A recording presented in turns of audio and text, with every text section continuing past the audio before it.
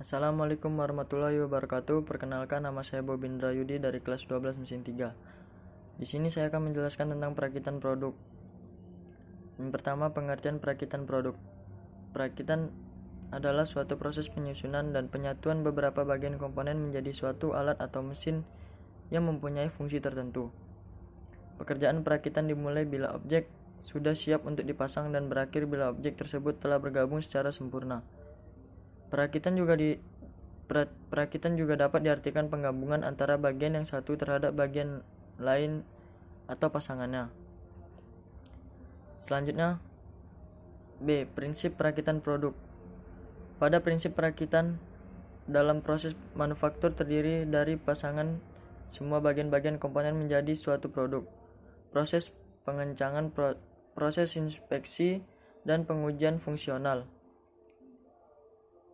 Pemberian nama atau label, pemisahan hasil perakitan yang baik dan hasil perakitan yang buruk, serta pengepakan dan penyiapan untuk pemakaian akhir.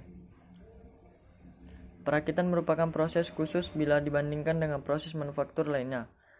Misalnya, proses pemesinan, fries, bubut, bor, dan gerinda, dan pengelasan yang sebagian pelaksanaannya hanya meliputi suatu proses saja. Sementara dalam perakitan bisa meliputi berbagai proses manufaktur. Selanjutnya, metode perakitan. Yang pertama, ada metode perakitan yang dapat ditukar-tukar. Pengertiannya, bagian-bagian yang akan dirakit dapat ditukarkan satu sama lain atau interchangeable karena bagian tersebut dibuat oleh suatu pabrik secara massal dan sudah distandarkan baik menurut ISO, DIN, JANJIS, dan lain sebagainya. Keuntungan bila kita menggunakan bagian atau komponen yang telah distandarkan adalah waktu perakitan komponen yang lebih cepat, dan dalam penggantian komponen yang rusak dapat digantikan dengan komponen yang sejenis yang ada di pasaran. Akan tetapi tetap mempunyai kerugian, yaitu kita harus membeli komponen tersebut dengan harga yang relatif lebih murah. Yang kedua, ada perakitan dengan pemilihan. Pada metode perakitan dengan metode pemilihan, komponen-komponennya juga dihasilkan dengan produk massal yang pengukurannya tersendiri menurut batasan-batasan ukuran. Yang ketiga, ada perakitan secara individual. Perakitan secara individual dalam pengerjaan tidak dapat kita pisahkan antara pasangan atau dengan pasangannya, karena dalam pengerjaannya harus berurutan tergantung bagian yang sebelumnya. Salah satu komponen yang berpasangan tersebut kita selesaikan terlebih dahulu. Kemudian pasangan lainnya menyusul dengan ukuran patokan yang diambil dari komponen yang pertama.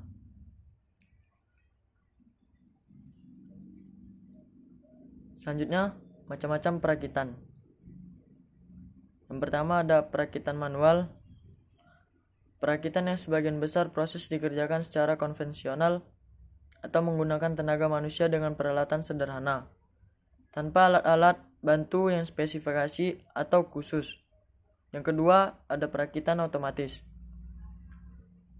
Perakitan yang dikerjakan dengan sistem otomatis seperti otomasi, elektronik, mekanik, gabungan mekanik dan elektronik atau mekatronik, dan membutuhkan alat bantu yang lebih khusus.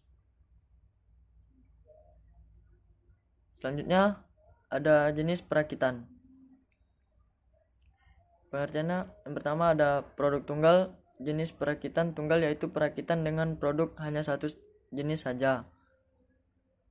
Selanjutnya, produk seri. Jenis perakitan produk seri adalah bila perakitan dilakukan dalam jumlah massal dalam bentuk dan ukuran yang sama. Contohnya proses perakitan produk elektronik, perakitan mobil, perakitan motor, dan lain-lain. Sekian dari saya. Wassalamualaikum warahmatullahi wabarakatuh.